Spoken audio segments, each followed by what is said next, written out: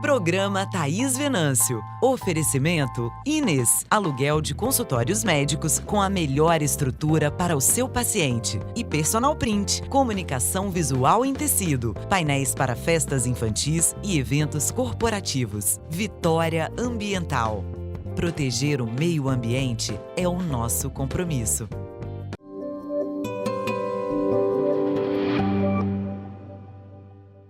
Hoje eu recebo o nosso deputado estadual, capitão Assunção. Seja bem-vindo, capitão. Muito obrigada, né? Obrigado, Thaís.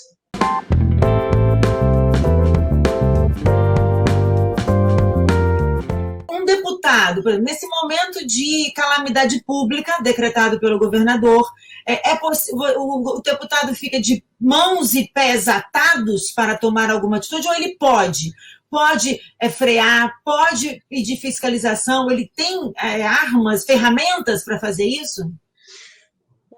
Nós temos, em cima do nosso trabalho de fiscalização e de denúncias, desde as primeiras verificações de compras exorbitantes, com preços acima do mercado e dos contratos também, a gente tem tido algumas vitórias.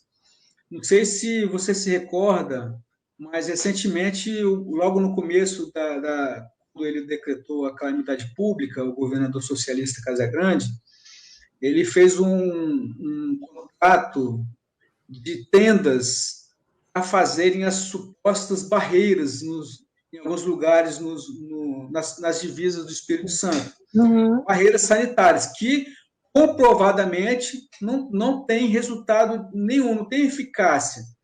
Eu mesmo passei, depois eu vou falar sobre isso, sobre eu passar por uma barreira.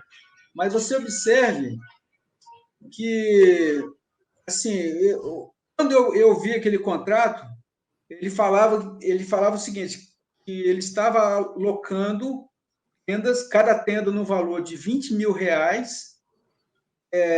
por mês, né?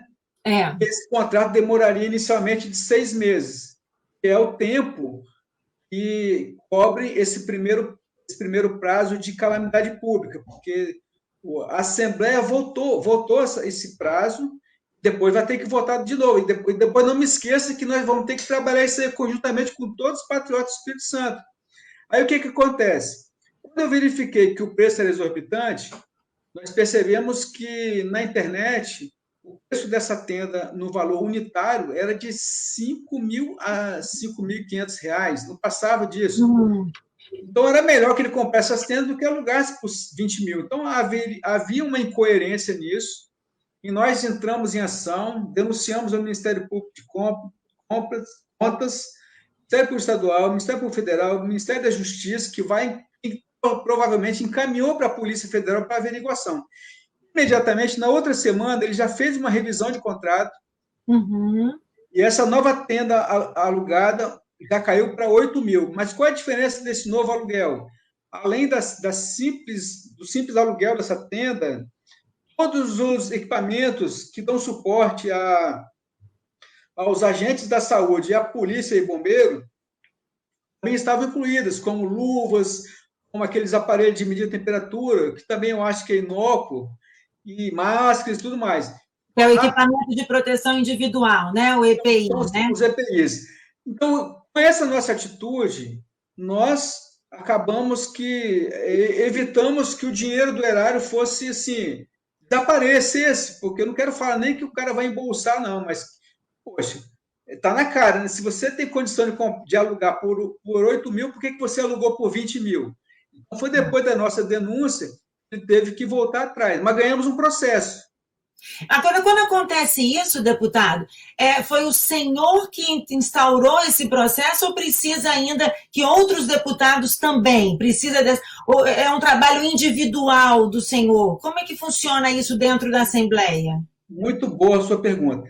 Assim, cada um faz seu trabalho, né? Eu acho que se todos os deputados fizessem, seria importante. Eu não trabalho dentro da Comissão de Saúde, eu tenho cadeira dentro da Comissão de Segurança, mas isso não é um obstáculo para que eu deixe de fiscalizar essas compras e contratos principalmente nesse período de calamidade pública. Qualquer deputado pode fazer. Te garanto que nesse caso e em outros casos que nós fizemos, ele recuou porque ele viu a repercussão negativa na rede social. Porque, assim, como eu não obtive retorno do Ministério da Justiça, e eu acredito que a Polícia Federal está trabalhando nisso, são 7 governadores que estão para serem investigados, alguns já estão sendo, demora mais algum tempo, porque eles vão depurar essa informação e vão transformar numa peça que vai virar um inquérito policial. Então, demora um pouquinho mais por causa dessa dinâmica processual. Agora, esse caminho de contrato sem licitação, nós tivemos outros também, né? Nós tivemos a questão da publicidade, da contratação de agência de propaganda para fazer campanha, quer dizer, isso tudo, isso tem processos também que foram colocados, porque num momento como esse, é um dinheiro muito alto para ser gasto com publicidade, enquanto a gente precisa ter leitos nos hospitais, respiradores e tudo mais. O que eu falei para você, a gente averigou, eu fiz um levantamento, você falou especificamente agora na questão dos aditivos contratuais de propaganda. Uhum. Nós fizemos o levantamento, primeiro nós fizemos a denúncia, não sei se você lembra, de R$7 mil, que foi um aditivo contratual de mais 12 meses para a Secretaria de Educação. Nós fizemos a denúncia e também encaminhamos para estes órgãos. Como a gente não obteve retorno, a resposta rápida vem através da rede social. O que acontece? Nós fizemos uma denúncia de um contrato do Detran de R$21 mil, 20 mil e uns quebrados. Aí nós denunciamos, mas ao mesmo tempo nós fomos para a rede social. Uhum. O que aconteceu? O governo recuou. Por quê? Pressão popular. Uhum. Se a gente faz assim, informa ao cidadão, aquela pessoa mais importante, que é aquele que contribui com seus impostos, informa o que o governador está fazendo, e a gente faz a denúncia e mostra essa denúncia para o povo começa a compartilhar e aquilo viraliza na rede social. E, invariavelmente, as redes sociais estão fazendo com que eles recuem. O Rio de Janeiro é um grande exemplo disso, que, na verdade, ele foi eleito até com uma bandeira mais ligada à direita. Depois ele se afastou bruscamente. Ali é um retrato claro de como a rede social é uma ferramenta preciosa de fiscalização. Sem dúvida. E acho que quando o senhor fala sobre isso, um governador socialista, o senhor reforça muito bem essa palavra, eu acho fundamental, porque as pessoas que votaram não tiveram noção em quem estavam votando. E quando, muitas vezes, a gente foi para as ruas falar que nós podemos virar uma Venezuela, as pessoas não estavam acreditando. Cuba e Venezuela começaram dessa forma, restringindo os lugares, restringindo depois o que comia, o quanto comia, o que fazia, o quanto podia gastar de dinheiro. Quer dizer, você não tinha poder sobre as suas coisas, sobre os seus ganhos. E as pessoas não têm ainda a real noção de que isso pode acontecer, né? É verdade. A gente tinha imaginado a tentativa do governador fazer algo semelhante aqui no Espírito Santo, quando ele entrou com essa medida que não tem nenhuma comprovação científica em nenhum lugar do mundo. Quem fez se deu mal nos países europeus, com situações totalmente adversas das nossas. São países assim, que têm uma economia muito forte. Nós, assim, lá eles têm uma preocupação muito grande com o cidadão. Aqui a gente percebe que, se adotássemos aquelas medidas, mesmo sem comprovação científica, aquele mais necessitado ia sofrer muito, o pobre ia sofrer muito. E ele tentou fazer isso justamente, eu sempre falo isso, né, que o objetivo de eles fazerem o isolamento horizontal e, posteriormente, o lockdown, só tem duas finalidades. A primeira, poder fazer contratos e compras sem se incomodar com a forma que estão fazendo, para poder realmente embolsar aquele dinheiro. E a outra é evitar que os patriotas vão às ruas fazer as manifestações pacíficas com as suas famílias e com suas bandeiras com a nossa bandeira nacional. Só existem essas duas finalidades. preocupação com a vida eles não têm. Se tiver sentido, Thaís, a primeira preocupação do gestor é fazer com que os gargalos na saúde, na segurança, na educação sejam resolvidos. Sempre os leitos de UTI, que ele fala sobre isso constantemente, sempre estiveram numa situação muito caótica. Vou seguir a linha que nós estamos falando sobre a fiscalização do deputado estadual, né, da função do deputado estadual. O prefeito de Guarapari decretou que, a partir do próximo sábado, vai ser decretado lockdown entre 19 horas e 5 da manhã, durante uma semana. E aí fica a minha pergunta, né? Quer dizer, isso a gente não sabe o que passa pela cabeça de um socialista, a gente só imagina.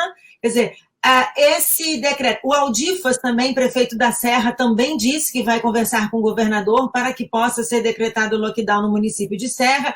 Ou seja, deputado, nós corremos o risco desse lockdown se estender para todo o Espírito Santo? A gente corre. A tendência do governador é fazer isso. Ele tem alguns prefeitos que dependem de recursos financeiros do caixa do governo do Estado, assim, eles acabam ficando reféns. Para alguns, não. Eles já fazem isso também porque eles estão apoiando as políticas de isolamento erradas, né, do governador socialista Casagrande. E as pessoas perguntam, por que não se faz hospital de campanha? O que está sendo feito para não ter que decretar o lockdown, para poder atender bem essa população? É muito difícil isso, ou realmente parece que eles estão caminhando para que isso aconteça? Bom, quanto ao hospital de campanha, o próprio presidente já deu o valor de um hospital de campanha. Então, o governador não vai ter como majorar esses preços. Então, ele não vai querer mexer com isso. Porque eu acho que o presidente falou em valores, algo em torno de 7 milhões de reais, um hospital com condições assim, de excelência para atender aquele paciente que está ultrapassou a fase viral, digamos assim. Então, ele já sabe que o presidente já ditou um valor dentro daquelas condições do Ministério de Saúde, é onde ele não quer mexer. Porque como é que ele vai dizer que o hospital de campanha custou 30 milhões de reais, custou 50 milhões de reais, se já tem um valor praticamente assim, estabelecido pelo Ministério da Saúde e declarado pelo presidente Jair Messias Bolsonaro? É uma área que ele não quer mexer. Essa é uma condição. E com relação aos leitos de UTI, a compra desses leitos, a ocupação, é possível o deputado estadual fiscalizar para ver se esses números que são colocados e divulgados pela Secretaria de Saúde são verdadeiros? Hoje eu recebi uma informação de uma médica, mas ela não quer que fale o nome dela, de uma rede privada, e ela me falou o seguinte: olha, os associados desse hospital aqui não podem saber disso, mas os leitos foram comprados pelo governo do Estado. Essa é uma rede. Eu já vi falar de uma outra rede que diz assim: nós temos sobrando, inclusive, só que o governo parece que está privilegiando algumas redes hospitalares. O Hospital Jaime é um alvo nosso. Não é assim que a gente vai lá com a metralhadora, não, mas a gente vai lá com um olhar investigativo. Nós temos que ter o olhar do cidadão. E o Hospital Dório também, que a gente tem se debruçado sobre ele. Essa pandemia desnudou algo terrível para nós. As pessoas estão recebendo um atendimento precário na unidade básica de saúde, é onde chega o cidadão com os primeiros sinais de Covid. Uhum. Se eles tivessem assim, um entendimento aprimorado, não precisava ser tão técnico, mas seguindo as recomendações do nosso Ministério da Saúde, com certeza aquela pessoa não teria necessidade de ir para um leito de UTI. Em vez do governador ficar se preocupando e a gente pensar na questão de quantos leitos precisamos ainda ocupar para poder decretar o lockdown, ele deveria se importar com a porta de entrada. Porque eu não sei se o senhor já deve ter recebido, mas eu já ouvi muita gente falar que chega com uma gripe nessa unidade. Hoje, chegar com uma gripe, já tem que desconfiar que é Covid. E deveria fazer o protocolo da hidroxicloroquina, azitromicina, quer dizer, fazer o protocolo lá de 6 dias, porque evitaria de ficar grave e precisar de uma UTI. E eles não estão fazendo, é isso? Por uma determinação do governador, eles não estão seguindo esse protocolo do Ministério da Saúde, é isso? Como o sistema de saúde do Espírito Santo, que não é diferente nos outros estados, quando você chega a conduzir um paciente na fase inflamatória, você já diminui muito o percentual de sobrevida daquele paciente. Por esses fatores que eu venho lhe falando, né? Sobrecarga de trabalho. Tem profissionais jovens à frente, muito profissional jovem à frente. Que não tem uma experiência devida ainda, né? Mesmo assim, né? Talvez, né, precisem realmente dessa recomendação, desse embasamento para que ele se sinta seguro, né? Eu denunciei na Assembleia Legislativa que quando o governador se apresentou lá no Sambódromo, bêbado, eu tenho esse vídeo, não precisa ter também, que está no YouTube, mas quando ele se apresentou bêbado, falando da importância do governo estar incentivando o carnaval, e obviamente ele tem que incentivar mesmo, mas não naquele período, o coronavírus já estava sambando na avenida. Sim. E ele não se preocupou. Porque você, como gestor público, você tem que ver todos os cenários. E ele sabia desse cenário, como o governador de São Paulo fazia, como o governador sabia, como o governador do Rio sabia, e todos os demais. Muitos capixabas estavam retornando da Europa e muitos cidadãos europeus estavam vindo para cá, como também em outros estados, né? Era verão aqui para nós. Deputado, foi um prazer conversar com o senhor. O senhor quer fazer algumas considerações finais? Estamos encerrando a nossa entrevista, mas fica o convite para falarmos mais uma vez, quando o senhor quiser. Eu quero falar mais uma vez para o povo, não somente para o povo capixaba, a gente transcende as divisas do Estado do Espírito Santo. Dia 7 de abril, eu apresentei um projeto de indicação que o governo e o secretário, obviamente, os dois, né, estão ligados na questão da saúde, entrasse com a hidroxicloroquina, azitromicina mais zinco na fase viral. 7 de abril, nós tínhamos exatamente 6 mortes no solo capixaba, 6 pessoas morreram. Se naquele período o governo do estado largasse sua tendência ideológica temporariamente de lado e se preocupasse com a vida, hoje nós não teríamos essa quantidade exorbitante de mortes, porque elas estão morrendo porque estão numa fase inflamatória que não tem muita coisa que fazer, a não ser assim, pedir a Deus, agradecer o trabalho da equipe médica e esperar um milagre acontecer. Infelizmente, ele não aceitou a nossa indicação no dia 7 de abril, era para entrar com essa medicação importante. E agradeço a você, porque nossa, esse espaço para nós é privilegiado, Thaís. Assim, a sua forma dinâmica de levar a informação é muito importante para nós. A gente não conta com os canais tradicionais e nem precisa deles, principalmente as afiliadas da Globo Lixo. Mas, assim, quando você leva uma informação fidedigna e nos coloca para poder debater o assunto, e muitas vezes a gente precisa disso, porque são poucos os canais onde a gente pode expor a nossa atuação parlamentar e a defesa do povo. Assim, eu fico muito feliz pela sua atuação. Eu só agradeço e espero em breve a gente voltar de novo para falar sobre esses temas. Já fico o convite, eu agradeço a sua disponibilidade, volto a reforçar que precisávamos de mais deputados, capitão Assunção na Assembleia, para lutar pela gente, pelo nosso povo. Continue fazendo esse seu trabalho, a função de fiscalizar, de combater, de denunciar, que é isso que o povo precisa, é isso que a gente, como família, a gente precisa disso, precisa de uma voz na Assembleia que combata toda essa corrupção e esse lixo que está acontecendo. Então, eu agradeço, o senhor fica à disposição para a gente conversar mais vezes, e muito obrigada, e parabéns pelo seu trabalho. Muito obrigada, capitão.